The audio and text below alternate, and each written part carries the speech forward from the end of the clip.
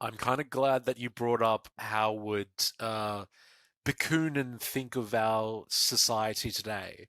Mm. Because I guess that's kind of the reason why I wanted to bring up God in the State, because I feel like, yes, I agree with you in the sense that people would think that you're mad presenting kind of anarchist ideas in the very hierarchical structure we have in Yeah, society today, whether it's uh, the government. The government that we have down to just the ordinary corporations that are within our society. Like, yeah, we're kind of reinforced with that kind of hierarchy every single day that's kind of yeah. It's forced on everywhere. us. It's everywhere. But I think there is one part of Bakunin's writings that persists, and I think that a lot of people can kind of get behind, is that, you know, political skepticism within society, is that I think that people do tend to look at at structures, and this is definitely the case with politics nowadays. Is that people are constantly looking at things and saying, hey, this person standing in front of me who's a politician, like, are they a good person?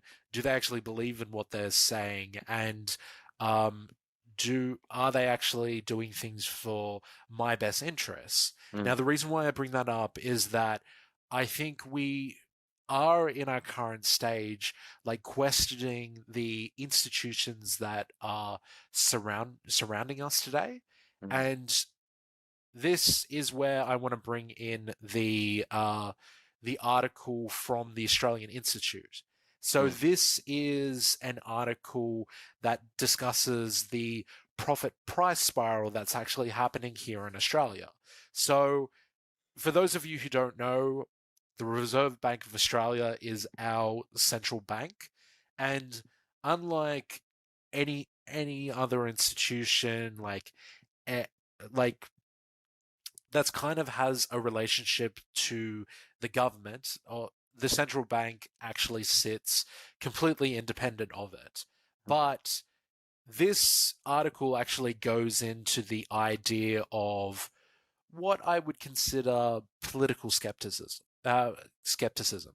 Now, why I bring that up is that the Central Bank of Australia, the RBA, has been constantly talking from, I think it was about 2019 up until September 2022, about, oh, the reason why inflation's happening here in Australia and even across the world is because we're currently in a wage price spiral.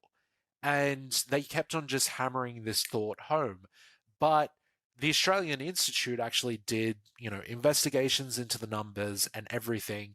And what they actually found was it's not a wage price spiral, as in compared to companies making a profit, compared to your ordinary workers having a wage. It wasn't necessarily that it was proportionally in favor of wages and the ordinary people within society, but that it was proportionately in favor of company profits. And basically, that companies were price gouging, but it was the RBAs and the central banks that, you know, would press the that would press um, the well, not inflation button, but like the interest rates, sorry, would Mm. press the interest rate button to increase the interest rates, where assuming that it was actually people with their ordinary wages that were driving it up, but that actually wasn't the truth at all. So that's the reason why I kind of bring up these two. Well, one's a graph and the other's a table. I'll be able to give these to you so you guys can have a good look at it. But the first one that we have here with figure two, it actually shows that at the end of September 2022, that between the periods of December 2019 up until September 2022, corporate profits had increased in Australia 38%. Mm. And that was in comparison to like labor consumption, um, nominal GDP that was kind of at that stage, and for example, labor consumption was at 18%. So as you can kind of see, it's like the profits are almost double what the labor consumption was actually happening. And what they actually found was a lot of price gouging was happening within those periods. And this is then reinforced by them going on about, oh, wage price spiral, um, assuming that it's basically the 1970s. But the situation is completely different. So this is where that table 3 comes in. So if you can actually see the graph here, you'll see that in the 1970s to the 1980s, the labor share of GDP, so this is basically the wages, that actually increased, 2.42 percentage points. And when you actually look at that in comparison to the modern day example, so 2019 to 2022, um, it's actually gone completely backwards. Wages have gone backwards. So it's not exactly the same as this rhetoric of, well, actually, it's wages that are causing stagflation and they're just completely out of control. Like the situations are completely different.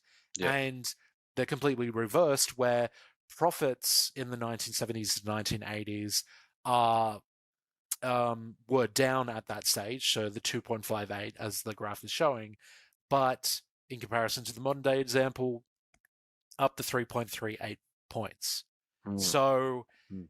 it's a different scenario, and really it's profit surging, and companies, whether that's your small businesses or it's the big corporate profits, they're the thing that's out of control, and it is a profit price spiral rather Mm. than a wage price spiral.